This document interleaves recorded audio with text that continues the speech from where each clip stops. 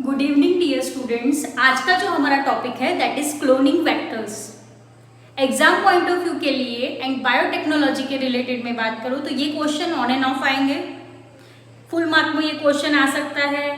इसके जो 4 पार्ट है उसमें से आपको 2 पार्ट भी पूछ सकते हैं as a short note. And NEET के रिगार्डिंग इसमें से बहुत सारे क्वेश्चंस हो सकते हैं।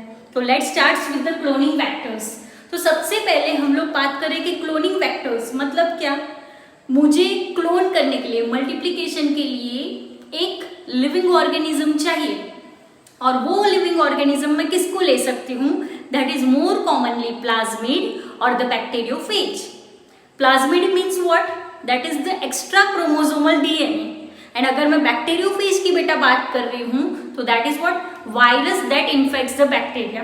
दैट इज डायरेक्टली और indirectly involvement of the bacteria. ठीक है, हम लोग क्यों बैक्टीरिया को लेते हैं, क्यों डेवलप्ड ऑर्गेनिज्म को इसमें नहीं लेते हैं?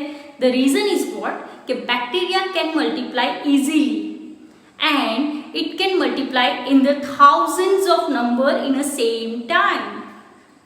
ठीक है, तो अगर मैं वो लोग थाउजेंड्स ऑफ नंबर में सेम टाइम में मल्टीप्लीकेशन कर रहे हैं तो मेरा डिजायर्ड जीन भी 1000 टाइम मल्टीप्लाई होगा। That's why we are taking bacteria, that is what? Bacteriophage और द प्लाज्मिड। अगर मैं बात करूं ई कोलाई बैक्टीरिया, तो एक ई कोलाई बैक्टीरिया की कैपेसिटी कितनी है कि वो 15 से लेके 100 कॉपीज बना सकते हैं प्लाज्मिड की।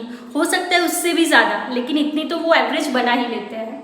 ठीक है, so that's why we are using bacteria for cloning vectors.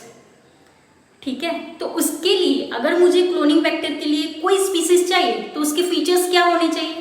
तो देयर आर बेसिकली 4 फीचर्स, जिसमें से आज हम लोग 2 फीचर्स देखने वाले हैं। ठीक है, फर्स्ट जो फीचर है that is origin of replication. First जो फीचर है, अगर आपको बैक्टीरिया को as a cloning site, cloning vector चाहिए तो वो बैक्टीरिया में ओरिजिन ऑफ रेप्लिकेशन होना चाहिए। मतलब उसके प्लाज्मिड में एक ऐसा लोकेशन होना चाहिए जहां से हम लोग मल्टीप्लिकेशन स्टार्ट कर सकते हैं। वो डीएनए की सीक्वेंस होनी चाहिए। इमेजिन करो कि ये आपका बैक्टीरिया है, उसमें सर्कुलर डीएनए है और ये प्लाज्मिड है। तो ये प्लाज्मिड में एक ऐसी जगह होनी चाहिए जहां से हम लोग मल्टीप्लिकेशन स्टार्ट कर सकते हैं बेटा।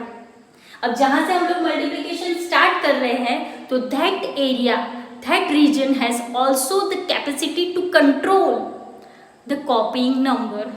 तो वो एरिया से हम लोग स्टार्ट कर रहे हैं। इमेजिन करो कि वो एरिया काम नहीं कर रहा है तो उसने तो कंट्रोल कर दिया कि अब कॉपी नहीं होगा। That means what?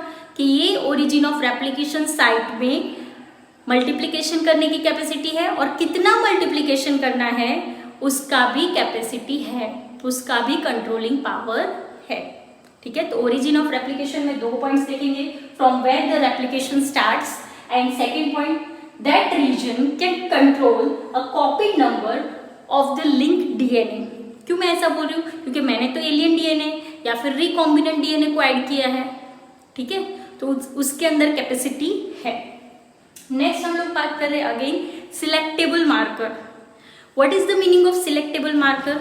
अगर मेरे पास एक ऐसी चीज है कि वो जाके यहाँ पे ऐसे सिलेक्ट कर दिया है, ये ऐसे, that is called the selectable marker. और ये सिलेक्टेबल मार्कर क्या करेगा? 2 चीजों को अलग करेगा, आइडेंटिफाई करेगा और सेपरेट कर देगा, transformant and non transformant gene को। Transformant means what? That is what? जिसको मुझे, जो डीएनए को मुझे सेपरेट करना है, ट्रांसफॉर्म करना है दूसरे बैक्टीरिया में, that DNA is called the transformant. जिसको मुझे नहीं देके जाना है दूसरे डीएनए में तो दैट इज नॉन ट्रांसफॉर्मेंट। तो मतलब इमेजिन करो कि अगर मुझे ये फ्रेगमेंट को लेके दूसरे डीएनए में जाना है, दूसरे बैक्टीरिया में जाना है, तो ये जो एरिया है that is called the transformant. और वो आइडेंटिफाई कौन करता है बेटा? That is selectable marker. तो selectable marker can identify and separate first transformant and non-transformant segment of the DNA. ठीक है, second, what is transformation? That is transfer of DNA fragments, transfer of DNA fragments in bacteria. That process is called the transformation. ठीक है, अब मेरे पास क्या होता है, normally जो ई कोलाई बैक्टीरिया होते हैं ना, नॉर्मल ई कोलाई बैक्टीरिया के सेल उसमें एक भी एंटीबायोटिक रेजिस्टेंस जीन नहीं है। फॉर एग्जाम्पल आपके इंटेस्टाइन में ई कोलाई बैक्टीरिया है और वो नॉर्मल है, तो उसमें एंटीबायोटिक रेजिस्टेंस जीन नहीं है।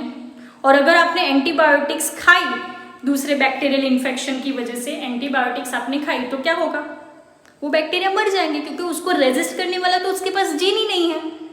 ठीक है, तो पहला क्वेश्चन आएगा कि हमारे पास एंटीबायोटिक रेजिस्टेंट जीन किस किस के लिए हो सकते हैं, तो 4 मेडिसिन है, 4 जीन है, और ये सबसे इंपॉर्टेंट है। उसमें से 4 में से आपको 3 करेक्ट देंगे, 1 रॉन्ग देंगे, या फिर सब्जेक्टिव में भी ये क्वेश्चन पूछा जाएगा। ठीक है, तो that is antibiotic resistant gene मेरे पास 4 का है, ampicillin, tetracycline, chloramphenicol and kanamycin. Very important question बेटा, ये याद रखना है चारों के चारों नाम। ठीक है, that is what antibiotic resistance gene. और वो किस में नहीं होते हैं बेटा, that is normal E coli के सेल में नहीं होते हैं। ठीक है, तो हम लोगों ने आज 2 टॉपिक देखे, first that is origin of replication and second देखा सिलेक्टेबल मार्कर। नेक्स्ट क्लास में हम लोग उसके बाद के 2 टॉपिक देखने वाले हैं, that is again very important. उसके ऊपर से ट्विस्टेड क्वेश्चंस भी आते हैं, दैट इज क्लोनिंग साइट। ठीक है, एंड दूसरा आएगा that is vector for the cloning gene in the plants and animals. ठीक है, तो आपको अगर मेरा वीडियो पसंद आता है तो प्लीज उसको करें like, share and subscribe. Thank you.